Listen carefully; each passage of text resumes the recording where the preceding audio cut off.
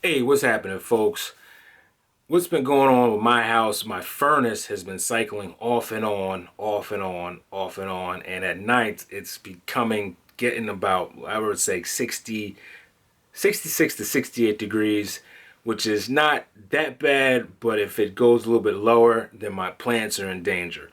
So I'm going to tell you a little bit about my furnace so you can probably get acclimated to yours to protect your plants, just in case you feel like knowing a little bit about heating and air conditioning. I'm going to give you a small, precise, really general idea of how a furnace works. Keep watching.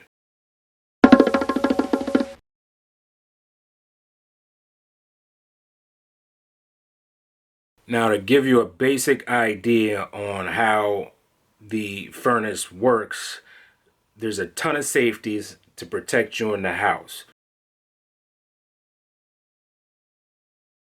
Now, if it's acting up, one of those safeties is basically responding to whatever is happening. Maybe something's failing or really something's wrong. Now, there's a couple of safeties I want to tell you about, but the operation of your furnace, well, my furnace, is basically the inducer fan motor comes on. It's a fan that draws in air. The pressure switch picks up that air and that pressure because it's a pressure switch, and if it's the right pressure, your furnace will be allowed to turn on from that point, just from that point. And if the pressure switch is not satisfied at the right pressure, then it won't come on. It just won't come on because it's just saying something's wrong with the pressure, and mainly the venting. Your pressure switch, say if you have a hole in your stack pipe, there's a pipe that goes all the way from your furnace all the way to the roof and lets out the emissions that your heater has, or it emits everything that your heater is pushing out, or the methane gas, or not the methane gas, but the carbon monoxide, or whatever you want to call it. Just something that you don't want to be breathing in. It's pushing that outside. So if you have a hole in it and it's rotted, the pressure is going to be off, and the pressure switch will be responding to that particular situation. Because if it's letting in the carbon monoxide in your house, then you'll die. So once again, this thing, it's a safety to protect you in the house. So say if you have a hole in your stack pipe, there's a big problem and carbon monoxide will be escaping in your house, and you don't want that. So hopefully you have a carbon monoxide detector also in case something goes wrong, to add on to safeties. All right, here's my crusty dusty pressure switch that I just replaced. It's working now, but if you ever think about changing yours, what you need to know is the highlighted area, the model number, and the specs for the pressure switch are right there. MPL 9300 VO.35. Not going to go into detail what they mean, but as long as you get those same exact numbers, you're getting the same exact pressure switch.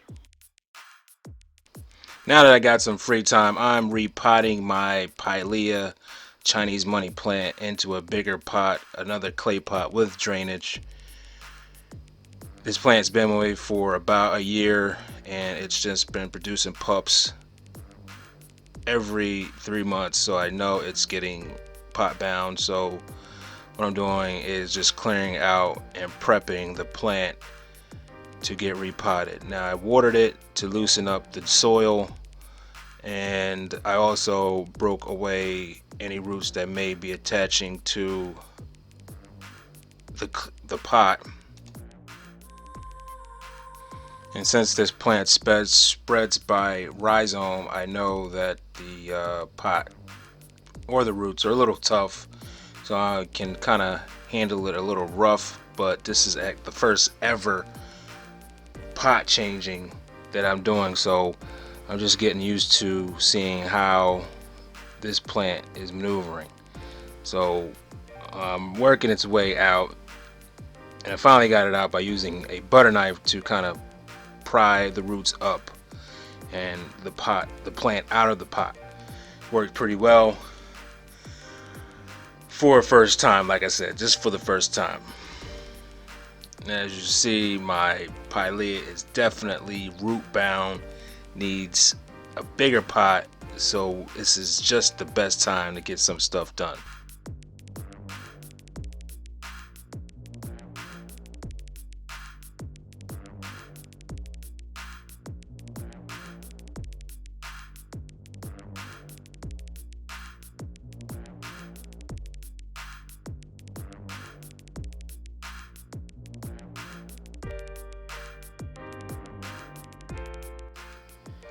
I'm swapping the pilea into a slightly longer and wider pot that's going to allow it to grow a little bit bigger, and hopefully we'll have to do the same thing next year.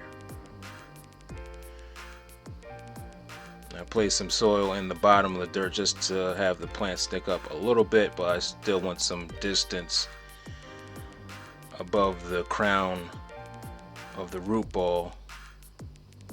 So I'm not going to pack it in too much. I'm probably going to leave about an inch or two from the top of the pot to the bottom soil layer. And here I'm just compacting it, getting good root to soil compaction, and I'm smoothing around the edges and pressing down forward just gently, just to get good soil to root contact.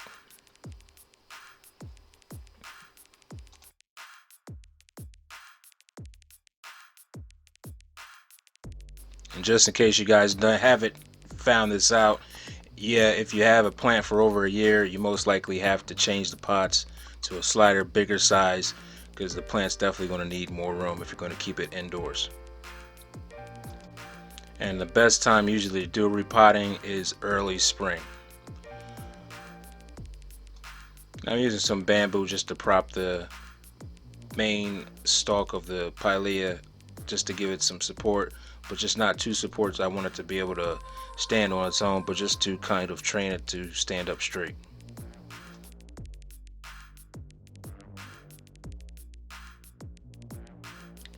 Now I was thinking about using some bonsai wire to make an S-shaped fashion with the main stalk or trunk of the plant, but I decided I'd rather just have a straight up and down plant, and I think the ones that I've seen that are larger than mine, they look pretty cool, so I know what direction I'm headed, so I'm just gonna support it with the bamboo and use the bonsai wire to train it.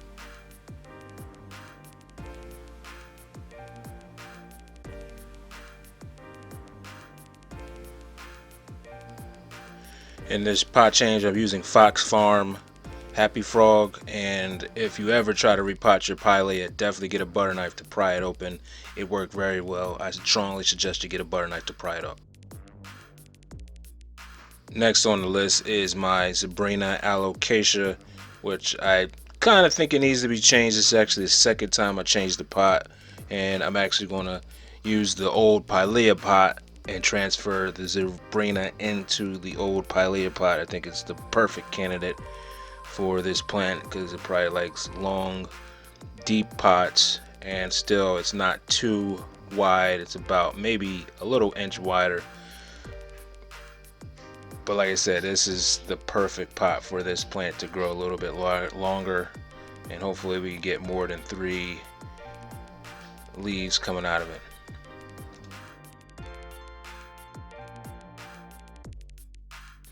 Here's the prying away technique that I was using for the pilea that helped me greatly, but I didn't get much resistance with the zebrina.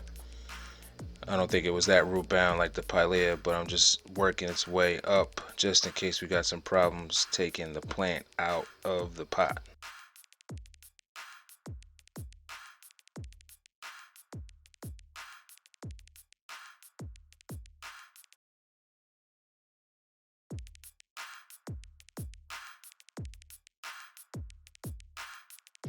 The alocasia is not that root bound, but it's almost there, so we got it at the perfect timing. And like I said, the old pilea pot is a little bit longer and a little bit wider, so hopefully we get more growth with this growing season coming up. Other than being root bound and not be able to get out your pot. The other reason why we change pots every year, we're just putting also good premium soil back into the pot that the plant needs, because after a year all the nutrients in the soil wash away every time you water it.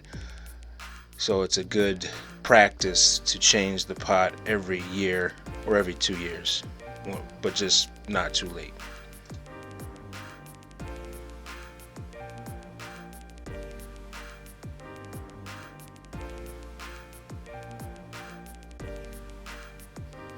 Everybody, thanks for watching. I appreciate everybody's support. Don't forget to hit that like and subscribe button, and check out the rest of my videos if you need any help and care tips for plants. This is Gerard's Horticulture Culture, and keep growing.